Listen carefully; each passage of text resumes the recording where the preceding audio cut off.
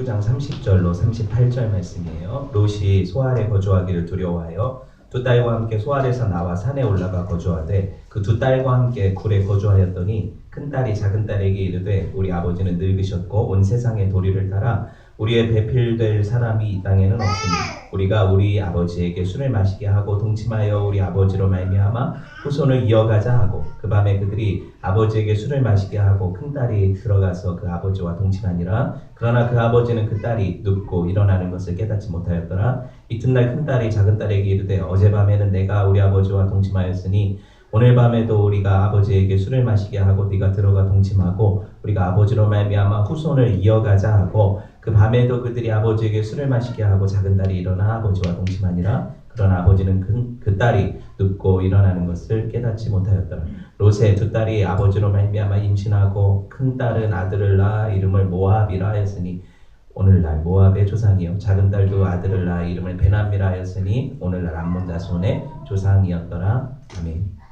오늘 부끄러운 구원은 안 됩니다. 부끄러운 구원은 안 됩니다. 라는 제목으로 함께 하나님 말씀 나누도록 해요. 지난 시간 우리가 소돔과 고모라의 심판이 임하는 순간까지 지체하고 뒤돌아보았던 롯의 이야기를 배웠죠. 하나님의 영광을 가리웠어요, 롯이. 그 멸망과 심판 와중에도 그들은 거기서 떠날 생각을 제대로 하지 못하고 있었죠. 그렇죠? 여러분, 오늘날에도 성도들이요, 살아가면서 이 세상의 단맛에 너무 깊이 빠져 있어서 하나님이 거기서 나와라, 내 백성아 거기서 나와라 이렇게 말씀하셔도 못 들어요. 지체하고 좀 더 내가 단맛 더 보고 나갈게요 이런단 말이죠. 그러다 어떻게 돼요? 세상과 함께 멸망할 수도 있다는 사실이잖아요. 그렇죠? 여러분 보세요. 우리를 올가매는 사탄의 전략이 뭐예요? 지체하는 것, 풍요를 주어서 그걸 즐기게 하는 거라고 배웠잖아요. 이게 얼마나 우리 삶에 깊이 들어와 있습니까? 맞죠? 우리가 그렇게 살고 있어요. 여러분, 빛과 소금의 역할은 성도에 주어진 본분인데 오늘 롯의 아내가 뒤돌아보아서 뭐가 됐어요? 그 소돔을 그리워하다가 소금 기둥이 되었죠. 소금이 그 맛을 잃어버리면 소금 기둥처럼 되는 거잖아요. 이건 경고거든요. 저와 여러분에게. 우리가 만일 소금으로서 하나님의 백성으로서 맛을 잃어버리지 세상에 빠져 살면 어떻게 될 거다. 너희도 저렇게 소금 기둥처럼 아무 쓸모없는 그래서 하나님의 경고의 표가 될 거다 이런 거잖아요. 그렇죠? 여러분 우리가 만약에 하나님이 우리를 롯이나 이런 그 롯의 아내처럼 다루셨다면 여기 살아있을 사람이 없어요. 저는 벌써 여기 오다 소금 기둥 됐을 수도 있어요. 무슨 말이냐면 하나님이 한 세대에 있어서 당신의 교회를 세워가실 때 구속사에서 세워가실 때 경고로 쓰이는 사람들이 있어요. 롯의 아내처럼. 다 소금 기둥 되는 거 아니잖아요. 그렇죠? 아나니아와 삽비라처럼 다 죽는 거 아니잖아요. 우리가 헌금 한 번, 두 번 빙땅 쳤습니까? 하나님 다 하시죠. 근데 안 죽었잖아요. 맞죠? 그러니까 다 그런 경고로 쓰이는 건 아니란 얘기예요. 근데 문제는 뭐냐면 경고라는 것을 우리가 볼 때 저런 경고가 있으니까 내가 정신 차려야지 해야 되는 게 맞잖아요. 그런데 정신 안 차리면 어떻게 돼요? 내가 그런 것을 당하지 않고도 정신 안 차렸으니까 하나님 앞에 아직 맞을 매가 있다는 거잖아요. 내가 안 맞았으니까. 그렇죠? 두려워해야 되는 거예요. 여러분 가까스로 소돔을 빠져나온 롯이 그럼 똑바로 살았냐? 오늘 에필로그가 있죠. 이걸 한번 보셨으면 좋겠고 이제 오고 오는 세대 아니 저와 여러분에게 분명한 경고가 됐으면 좋겠어요. 이 말씀이 여러분을 때려서 경고하는 말씀이 됐으면 좋겠어요. 다시 소돔과 고모라의 멸망 이야기 에필로그를 한번 봅시다. 27절 8절 오늘 읽지 않은 말씀인데 보세요. 아브라함이 그 아침에 일찍이 일어나 여호와 앞에 서 있던 곳에 이르러 소돔과 고모라와 온 지역을 향하여 눈을 들어 연기가 홍기가마의 연기같이 치솟음을 보았더라. 여러분 그날 아침에 멸망의 날 아침에 아브라함이 왜 소돔과 고모라를 바라봤을 것 같아요? 왜 봤을까요? 그 전에 무슨 일이 있었어요? 천사들이 찾아와서 이 소돔과 고모라의 죄악을 보러 간다, 심판하겠다 하셨잖아요. 그렇죠? 아브라함이 뭐 했어요? 그러면 안 됩니다. 성에 50명 있으면 어떡합니까? 해서 몇 명까지? 10명까지 줄였잖아요. 아브라함이 왜 봤을까요? 그 밤에 하나님이 그 성을 용서하셨을 거라고 생각했을 거예요. 자기 생각에는 10명 정도 의인은 저 큰 성에 없을까 생각했을 거 아닙니까? 분명히 있을 거라고 생각했으니까 거기서 멈췄겠죠, 아브라함이. 근데 보세요. 10명은커녕, 그죠? 열명은커녕 그날 옹기가마의 연기같이 치솟았다. 그날의 그 불길과 그 연기가 요단 평지에서 소돔과 고모라가 있던 자리에 그 성터도 남지 않았어요. 그죠? 지금은 아예 찾아볼 수가 없거든요. 사해에 묻혀버렸잖아요. 아예 찾아볼 수가 없어요. 여러분 보세요. 하나님이 그 성에서 10명을 찾으셨어요? 못 찾으셨어요? 못 찾으신 건 아닙니까? 하나님이 거짓말 안 하시잖아요. 못 찾으셨으니까 멸망당한 거잖아요. 그렇죠? 이렇게 볼 수가 있다는 거예요. 여러분, 아브라함은요, 아마 그 연기를 보면서 롯이 분명히 죽었을 거라고 생각했어요. 알아요, 몰라요? 뭐 전화로, 나는 살았어. 문자라도 보냈겠어요, 그때? 모르는 거예요. 왜? 롯이 지금 어디로 도망갔어요? 소알이라는 작은 성으로 갔지 아브라함한테 간 게 아니잖아요. 그러니까 아브라함이 얼마나 심장이 떨렸겠습니까? 아이고, 내 조카 죽었구나. 우리 조카 새끼들, 가족들 다 죽었구나. 그쵸? 그렇게 생각했을 거란 말이에요. 얼마나 마음이 아팠을까요? 중보자로서, 그쵸? 여러분, 아브라함이 소돔을 중보한 것이 단지 롯 때문이냐? 그것도 아니에요. 아브라함이 이전에 소돔 사람들과 어떤 관계를 맺었었어요? 소돔이 연합군의 침입에 의해서 다 끌려갔을 때, 포로로 끌려갔을 때 아브라함이 집에서 기는 318명 데리고 가서 구해왔지요. 기억나죠? 그래서 소돔 왕이 막 이 물건은 다 가져라, 사람만 돌려줘라 하니까 나 이거 하나님이 하신 건데 내가 이 영광 받을 수 없다 하고 다 주고, 소돔 사람들에게 아브라함은 어벤져스예요. 맞죠? 몇 명 데리고 가서 그 엄청난 대군을 무찌르고 자기들을 구해줬잖아요. 아브라함도 소돔 사람들이 각별해요. 왜 그러냐면 자기가 하나님을 힘입어 그들을 구해냈잖아요. 각별한 마음이 있는 거예요. 근데 그들이 죄악 가운데 멸망당한 것을 오늘 보는 거잖아요. 여러분 보세요. 아무 상관이 없는 어떤 도시가 뉴스를 통해서 거기에 뭐가 문제가 생겨서 거기 가스가 유출이 돼서 많은 사람이 죽었다 하면 마음은 아프지만 그렇게 나랑 관계가 아니기 때문에 그런 거 아무도 하지 않아요. 그죠? 근데 진짜 관계가 있고 그 안에 내가 사랑하는 사람이 있고, 이건 다른 문제죠. 완전히 다른 문제가 돼요. 아브라함이 통렬했을 것 같아요. 그리고 나서 아브라함이 떠오른 말씀이 있어요. 그게 뭐냐면 창세기 18장 17절이에요. 그 바로 이전에 하나님을 찾아오셔서 아브라함에게 주셨던 분명한 말씀이 있죠. 잘 들어보세요. 17절 여호와께서 이르시되 내가 하려는 것을 아브라함에 숨기겠느냐? 아브라함은 강대한 나라가 되고 천하 만민은 그로 말미암아 복을 받게 될 것이 아니냐.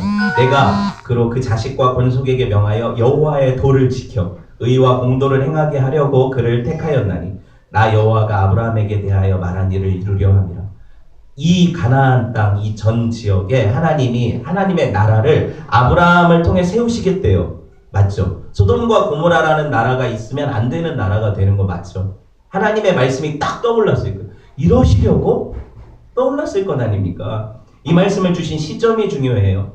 아브라함과 사레가 99세 때, 아브라함이 99세 때 찾아오신 하나님이 뭐라고, 내년 이맘때 너는 뭐 낳는다? 분명히 아들 낳는다. 이 약속을 주셨잖아요. 하나님이 아브라함에게 주신 이 약속의 후손은 복음이에요. 이 아들을 통해서 하나님이 당신의 나라를 세우시겠다는 거잖아요. 이 아들을 통해서 누가 와요? 나중에 하나님의 아들이신 예수님이 오시잖아요. 알잖아요. 그죠? 이게 복음이라는 거예요. 이 복음을 주신 이후에 이 복음에 대한 두 가지 반응을 보여주시는 거예요. 아브라함은 이 복음, 하나님의 아들을 믿음으로 받아들이고 그 복음 안에서 하나님의 의와 공도를 행하는 하나님의 백성이 되는 거죠. 믿는 자가 되는 거예요. 맞죠? 근데 하나는 뭐예요? 불신 세상의 멸망을 보여주시는 거예요. 이걸 영접하지 않고 믿지 않고 살아가는 이 불신 세계는 결국에 이 아들을 받아들이지 않음으로 어떻게 될 거다? 멸망당할 거라는 걸 보여주는 그림이죠. 이게 소돔과 고모라의 멸망을 큰 그림 안에 보는 거예요. 우리가 그냥 거기 그 사람들 불쌍하다, 죽었다 이런 차원으로 보는 게 아니라 하나님이 왜 이 시점에서 당신의 보내실 그 약속의 아들을 얘기하시고 난 이후에 이 일을 행하실까를 보세요. 이게 복음이잖아요. 그래서 우리한테 제시하는 게 뭐예요? 그 아들을 믿는 자에게는 영생이 있다고 하는 거고, 그 아들을 받아들이지 않는 자들은 자기가 그 아들의 용서를 받지 않기 때문에 자기 죄 때문에 죽는 거예요. 예수 안 믿어서 죽는 게 아니거든요. 불신자들이 제일 싫어하는 말이 예수 안 믿으면 지옥 간다는 얘기죠. 우리는 이런 복음을 전하지 않아요. 왜 이런 복음을 안 전하냐면 그들이 죄 때문에 멸망하는 거예요. 예수 안 믿어서가 아니고. 자, 보세요. 저와 여러분도 다 똑같은 죄인이죠. 불신자들하고 우리가 뭐가 달라요? 다 죄인이잖아요. 그렇죠? 뭐가 차이가 있으니까? 용서받은 죄인이라는 거잖아요. 어떤 용서? 하나님이 용서의 길로 내신 유일하신 우리 주 예수 그리스도를 영접한 용서. 이걸 거부한 자들에게는 자기가 그 죄를 못 해결하니까, 우리는 그거 못 해결해서 예수님 믿었는데 그들은 아직 해결이 안 됐으니까 죽는 거라고요. 이해되셨어요? 예수 안 믿어서 멸망이 아닌 거예요. 예수님이라는 해결책을 받아들이지 않아서 멸망인 거죠. 엄하게 말하면 그렇다는, 이게 분명하거든요. 그러니까 여러분이 복음을 전할 때 내가 하는 말에 대한 확신을 가지고 이성적으로 판단하고 얘기할 수 있는 거예요. 너네가 예수님 안 믿어 멸망당한다고 얘기하는 거 아니다. 그래서 지옥 간다고 얘기하는 거 아니다. 분명히 병이 있고 이 해약이 있는데, 암에 걸렸는데 해약이 발견이 됐는데 나는 마셨고 너는 안 마신다는 거잖아. 그러면은 이걸 안 마셔서 죽은 게 아니라 암 때문에 죽은 거잖아요. 이해되셨어요? 이게 복음이라고요. 근데 여러분 두려워가지고 예수님을 전하는 것을 부끄러워한다니까요. 예수 안 믿으면 지옥 간다며. 그게 아니라고요. 그게 아니라고요. 이해되셨죠? 이게 복음인 거예요. 약속의 아들을 통해서만 우리 죄가 용서되는 거예요. 소돔과 고모라도 우리랑 똑같은 죄인이었는데 그들은 그 아들을 영접하지 않았다는 거예요. 하나님의 용서를 받지 않았다는 거예요. 소돔과 고모라의 멸망은 사실 최후 심판의 모형이잖아요. 이거 성경이 계속 얘기하잖아요. 야, 그 노아의 때를 봐라, 롯의 때를 봐라 그러잖아요, 성경이. 그러면서 예수님 오실 그 마지막 때에는 더한 거다 그러잖아요. 우리 삶이죠. 이제 우리 차례잖아요. 언젠지는 모르겠어요. 우리 차례라는 거예요. 반면에 여러분 보세요. 아브라함이 이제 같이 구원받은, 롯과 똑같이 구원받았거든요. 근데 아브라함에게 있어서 이 구원은 특별해요. 왜 특별하냐? 그는 하나님의 은혜로 구원받고 구원받은 삶을 살도록 인도받았어요. 그렇죠? 어떻게 됐어요? 롯이 멸망당한 줄 알았죠, 지금. 그리고 소돔이 완전히 망한 줄 알았죠. 그 마음 안에서 아브라함이 너무 놀랬을 거 아닙니까? 나는 저렇게 세상 속에 빠져 살다가 죽겠구나, 나도. 아브라함이 분명한 경고를 알았을 거 아니에요. 아브라함은 도시에 산 적이 없어요. 갈대아 우르 떠난 시점에서 계속 어떻게 살았어요? 집도 안 졌어요. 어떻게? 장막 생활을 하잖아요.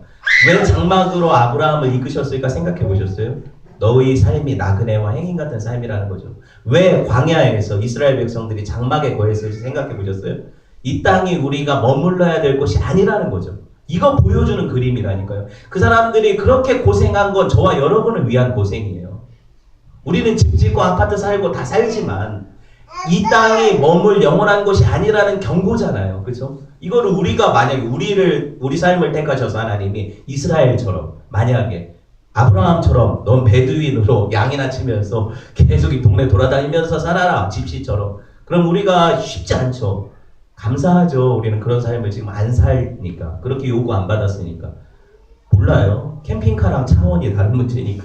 예, 다른 차원의 문제예요. 캠핑카랑은. 예. 어쨌든 롯이 소알에 거주하기를 두려워했다. 오늘 30절 말씀 보세요. 롯이 반면에 그도 구원받은 사람이지만 아브라함과의 삶의 완전한 차이가 일어나기 시작해요. 롯도 구원받았죠. 소알에서. 근데 그는 거주하기를 두려워하고 두 딸과 함께 소알에서 나와 산에 올라가 거주하되 그 두 딸과 함께 어디? 굴에 거주했다. 그 도시 문명 찾아갔던 사람이 이제는 원시인처럼 사는 거예요. 어디로? 굴로, 산속의 굴로, 토끼처럼 들어가서 거기 사는 거예요. 저는 이 구절을 읽으면서 두고두고 왜 롯이 그 멸망 가운데 아브라함한테 안 갔을까? 빠져나와서 이제 여유가 생겼으니까 아브라함한테 가면 되잖아요. 자존심 문제였을까? 생각을 해보게 돼요. 삼촌 거 자기가 먼저 취해가지고 갔으니까 그것 때문에 찔려서 안 가는 건가? 아니면 자기가 살던 삶이 너무 뭐랄까요? 삼촌과 괴리가 있으니까 저기 가면 너무 답답할 것 같고 그래서 안 가는 건가? 모르겠어요. 성경이 얘기를 안 하니까. 다만 문제는 뭐냐면 하나님의 백성은 교회 공동체 안에서 같이 신앙생활을 해야 된다는 거예요. 아브라함을 떠났으니까 문제가 생겼잖아요. 그렇죠? 같이 함께 하나님 나라를 이루며 살아야 되는데 아브라함이 롯이 돌아오면 빈정댔을까요? 야, 꼴 좋다. 네가 거기 요단 택해서 가더니 뭐 좋냐? 너 벌 받은 거야. 네가 나 떠날 시점부터 하나님이 벌 주신 거야. 이럴 아브라함이 아니라고요. 맞죠? 아브라함은 그를 끌어안았을 거예요. 마치 집 나간 탕자가 돌아왔을 때 안아준 아버지처럼. 다 가산탕진하고 거지 돼가지고 왔는데 아브라함은 자기 재산이라도 띄워줬을 거예요. 이게 하나님의 사람이죠. 그렇죠? 근데 롯은 무슨 문제였는지 안 갔어요. 자존심 때문이었다고 생각해요. 어찌됐든 소돔을 처음 빠져나올 때 바라보았던 그 욕망의 최후의 보루가 소알성이잖아요. 소돔과 비슷한 그 성. 딱 들어가서 살아봤는데 잠깐 동안 지금 문제는 뭐냐면 소돔과 너무 똑같잖아요. 이 소알이. 두려운 거예요, 이 사람이. 야, 이거 여기 있다가 소돔도 멸망했는데 소알이라고 안전하니까 이런 마음이 들겠죠. 이 사람들 똑같은데 하는 짓이.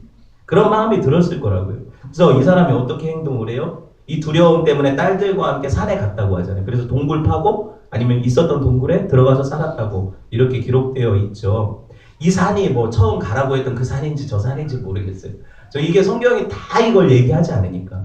중요한 건 뭐냐면 여러분 하나님이 롯의 요청을 통해서 작은 성 소알을 어떻게 하셨어요? 지금 그 멸망 가운데에서. 원래 소알도 멸망당에 마땅한 지역이었는데 하나님이 그들이 들어감으로 인해서 소알을 놔두셨잖아요.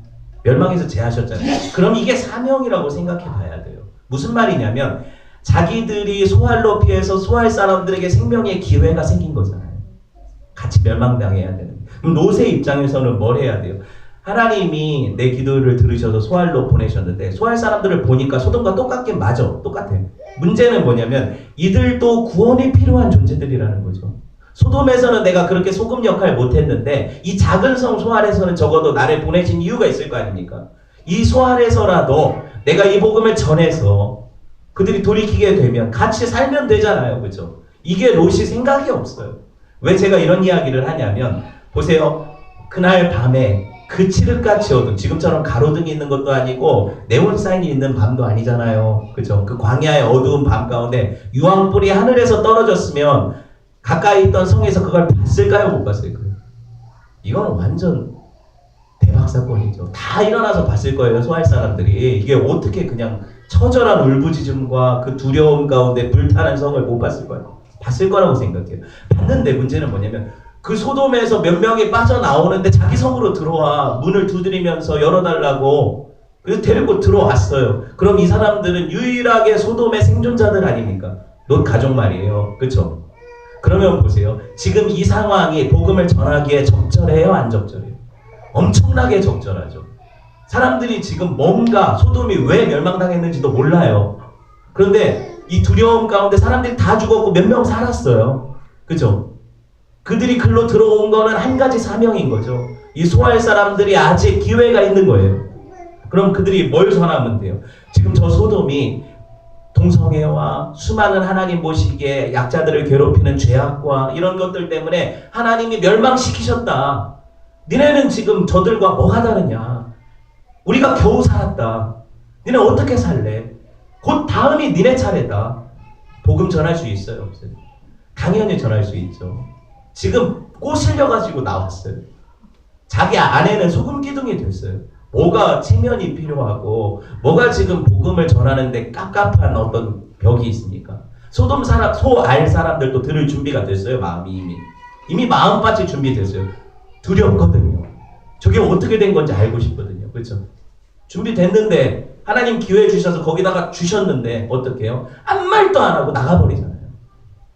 죽으라는 거죠. 이게 우리 삶이에요. 이게 왜 이런 얘기를 하냐면 저와 여러분을 먼저 구원받은 사람 맞죠? 근데 우리는 기회를 주셔도 복음을 안 전해요. 이게 뭐 어떤 거냐면 마치 소알에 들어간 롯과 같이 니네는 다 멸망당해도 나만 살겠다는 이런 이기적인 신보죠. 우리가 진짜 믿는다면 하나님의 그 심판과 다가올 진노와 이런 것들을 믿는다면 내가 믿는 예수 그리스도를 전하는 게 마땅한데 우리는 너무 이런 것에 뭐라고 해요? 그냥 우리끼리만 살면 된다 이런 거잖아요. 그죠? 이게 문제라는. 롯의 가족이 침묵했고 저는 볼 때 소알도 멸망당했을 거라고 생각해요. 나중에. 결국에 그들의 죄 가운데 죽었겠죠. 왜? 복음을 들을 수가 없었으니까. 여러분 이기적인 행동이에요. 구원받은 성도들이 이렇게 하는. 영혼을 너무 쉽게 포기하잖아요. 너무 쉽게. 만약에 자기들의 어떤 구원받은 과정을 생각해봤다면 롯이 이렇게 못했을 거예요. 자기들도 안 가려고 했거든요. 소돔에서 안 나가려고 했잖아요. 아깝고 여기 살고 싶고 멸망당한다는데 나 안 듣고 있었잖아요. 그러니까 하도 급하니까 천사가 어떻게 해요? 끌어냈잖아요, 손잡고. 여러분 이 상황과 과정을 기억하면 자기가 어떻게 구원받았는지 기억한다면 그냥 놓고 나올 수가 없는 거죠. 말 안 들어도 끌고 나와야죠. 여기 있으면 죽는다고. 맞죠? 근데 이런 생각을 하지를 않는 거예요. 저는 저와 여러분이 하나님의 은혜를 진짜 기억한다면 복음을 모르는 사람들이 그냥 죽음을 향해 갈 때 경고할 수 있다고 생각해요. 경고해야 되는 거예요. 그죠? 안 하면 나는 직무유기죠. 내가 있어야 되는 존재 이유를 잃어버리고 사는 거죠. 그냥 야 거기 뭐 소알 갔더니 또 살기 좋더라. 소돔이나 소알이나 살기 좋더라. 그러면서 거기 눌러 살면서 즐기면 그건 인생 끝나는 거예요. 하나님이 주신 경고를 완전히 무시하는 거죠. 우리가 잘 먹고 잘 살다가 애들 좋은 대학 보내고 좋은 집 짓고 멋있게 살다가 그러다가 구원받은 사람이니까 천국 와라. 이런 목적을 가지고 구원하셨다고 생각하는 분이 여기 하나도 없을걸요. 근데 우리의 삶을 돌아보면 그게 목적인 것처럼 살잖아요. 소돔 사람들이 추구하던 그 목적이 내 목적이어서 바뀌지 않았어요. 저와 여러분이 크리스찬 맞습니까? 늘 이걸 생각해야 돼요. 내 사명은 하나님 영광을 위한 것이다. 하나님 영광을 위한 사명에 어긋나는 건 하지 말아야 된다. 그리고 영광을 위해서 살아야 된다. 순종해야 된다. 아브라함에게 보이셨던 게 그거 아닙니까?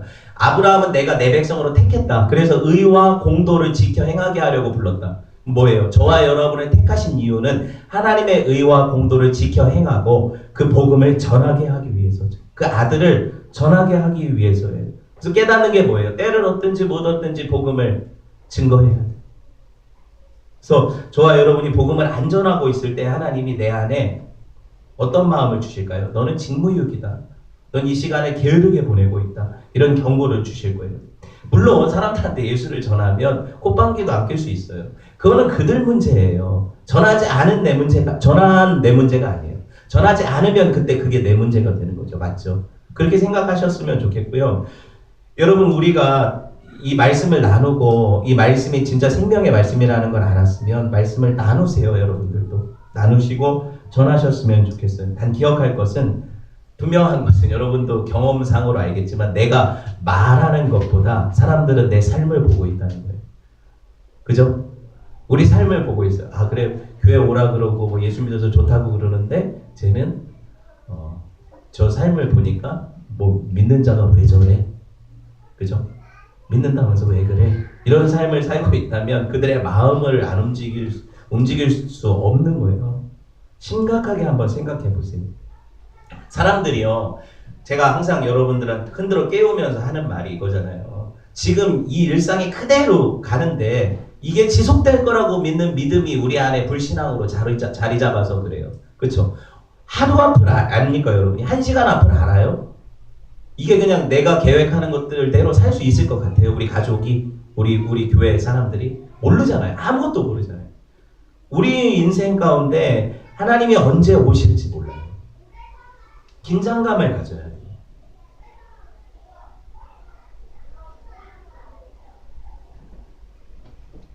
어찌됐든 롯이나 아브라함이나 사실 우리가 살펴보니까 그 사람이 그 사람이고 대단한 의인이 아닌데 하나님이 그들을 의인이라고 일컬어 주시고 구원하시잖아요. 저와 여러분도 그렇고 롯의 어떤 그 가정사를 보면 이게 적나라하게 드러나죠. 그 딸들이 구원받을 만한 그런 사람이어서 구원받은 게 아니라는 게 확실히 드러나잖아요. 저는 이 말씀을 사실 아빠가 딸들하고 같이 보기 힘든 말씀이라고 생각해요.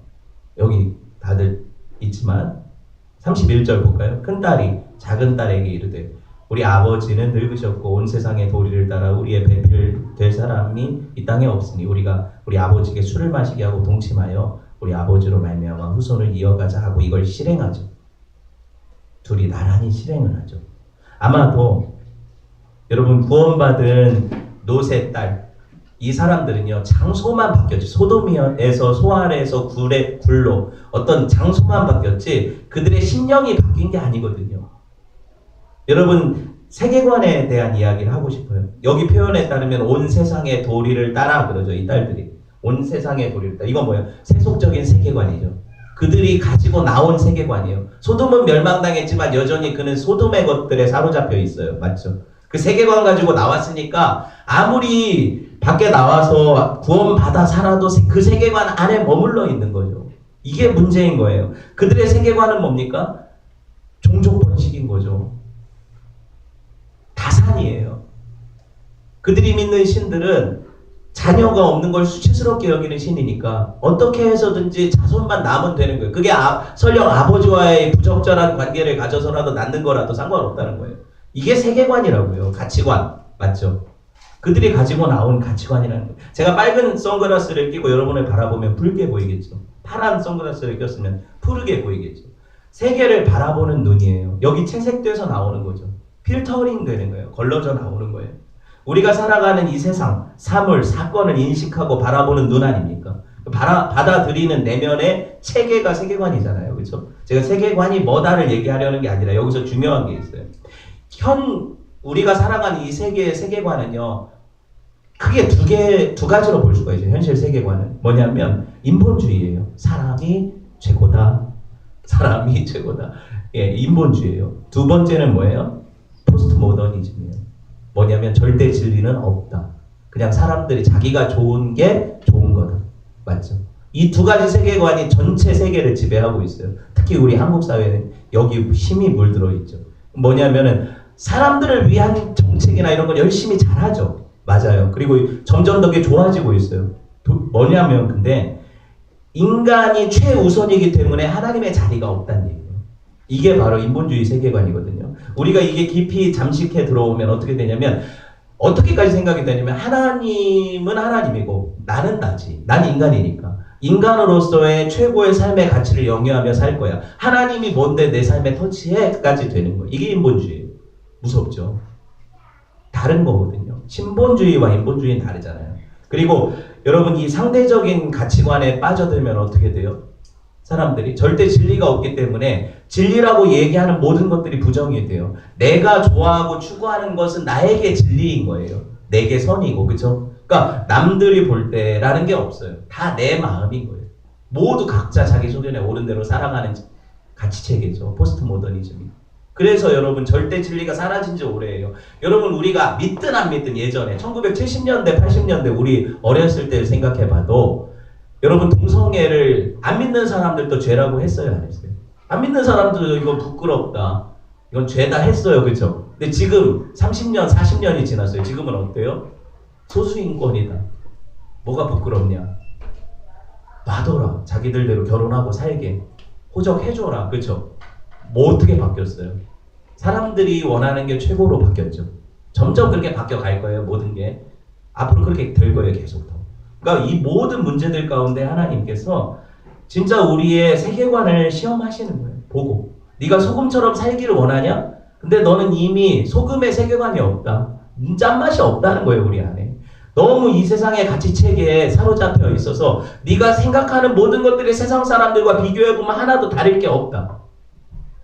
보고 추구하고 목적하고 살아가는 모든 방법론들도 다 똑같다.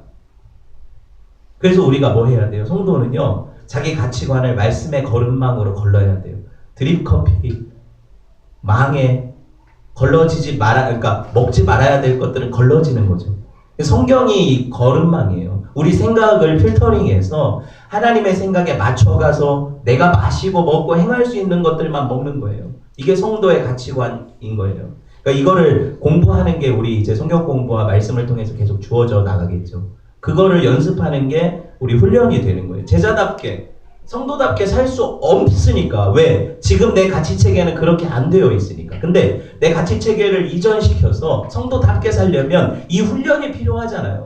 내가 지금까지 믿어왔던 모든 어떤 가치체계가 부정되니까. 말씀을 통해서 걸러지니까. 이 훈련이 얼마나 시간이 걸리겠어요. 저는 처음 예수 믿고 들어온 사람들에게 이런저런 이야기를 할 때 놀라는 게 그들이 살아가던 세상이 너무 달라요. 정말 달라요. 그들도 충격을 받아요. 아니 그래도 손 없는 날 이사를 가야죠. 뭘 손 없는 날 이사를 가요? 손이 있어야 짐을 나르지. 네, 모든 가치체계가 그래요. 달라요. 맞죠? 우리는 그런 게 신경 써야 안 써요. 우리 가치체계는 하나님께서 모든 날을 복 주셨잖아요. 우리한테 손해되는 날이 어디 있어요? 하루가 하나님 주신 선물인데. 이 가치관이죠. 이게 가치관인 거예요. 이게 그러면 모두가 다 공유합니까? 안 공유해요. 그래서 이 가치관이 바뀌어야 돼요.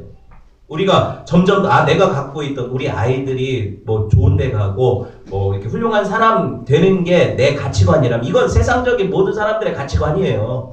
그건 기독교 가치관이 아니에요. 아시겠어요?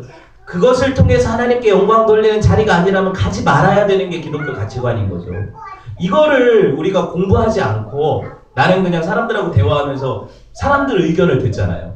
반상회, 뭐 개모임, 애들, 엄마들 모임 여기서 추구하는 가치관이 내 가치관이 돼서 교회 와서도 그걸 전하죠. 열심히 맹렬히 전해요. 근데 제가 듣다 보면 민망할까봐 끊지는 못하지만 그런 생각이 들어요. 저게 가치관이 맞나? 저 성경적인가? 정말 저 아이들이 저렇게 키워질 때 하나님의 사람이 될까? 무섭죠. 목사로서는. 그런 생각을 해요. 이 노세 딸들이 결혼과 번식이 가치관이고 그건 어떤 방법을 통해서 추구해서 이루어도 상관없다. 이런 도덕 불감증이잖아요. 이런 가치관을 가지고 아버지 술 먹여가지고 저는 참 신기한 게 어떻게 그 와중에 동굴에서 술을 담갔을까?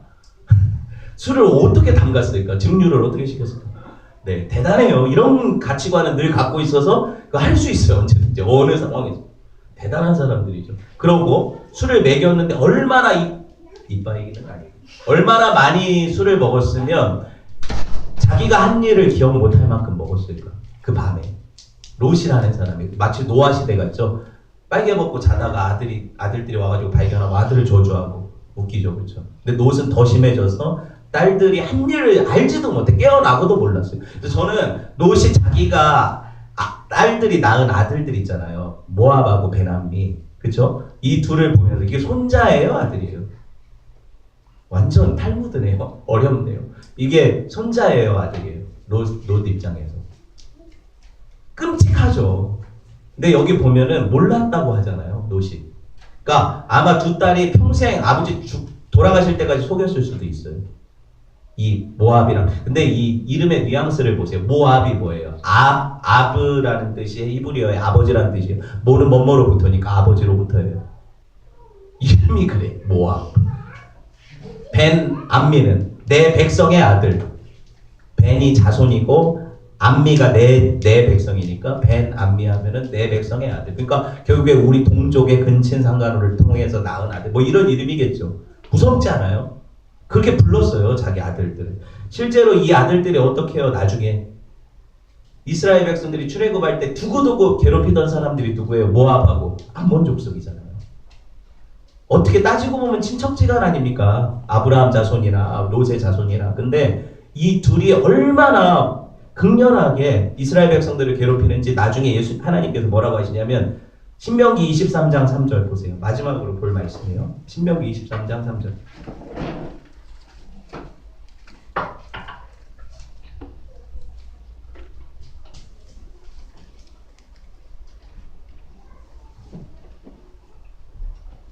찾으셨죠? 봅시다. 암몬 사람과 모압 사람은 여호와의 총회에 들어오지 못하리니 그들에게 속한 자는 10대뿐 아니라 영원히 여호와의 총회에 들어오지 못하리라. 그들은 너희가 애굽에서 나올 때 떡과 물로 너희를 길에서 영접하지 아니하고 메소보다미아의 부돌의 사람 부올의 아들 발람에게 뇌물을 주어 너희를 저주하게 하려 하였으나 네 하나님 여호와께서 너를 사랑하심으로 네 하나님 여호와께서 발람의 말을 듣지 않으시고 네 하나님 여호와께서 그 저주를 변하여 복이 되게 하셨으니 네 평생에 그들의 평안함과 형통함을 영원히 구하지 말라. 그들을 위해 기도도 하지 말래요.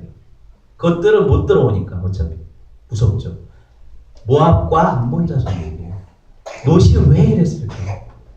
부끄러운 구원 아닙니까? 우리가 같이 구원받았어도 어떤 사람들은 하나님 앞에 갈 때 너는 낳은 게 겨우 모압이랑 베남미냐? 아브라함한테는 너는 약속의 아들 이삭을 낳았구나. 이 차이를 아시겠어요? 같이 구원받았어요. 이 차이를 아시겠냐고요. 저와 여러분 이거 아무것도 아닌 걸로 여긴다면 그냥 사세요. 그렇게.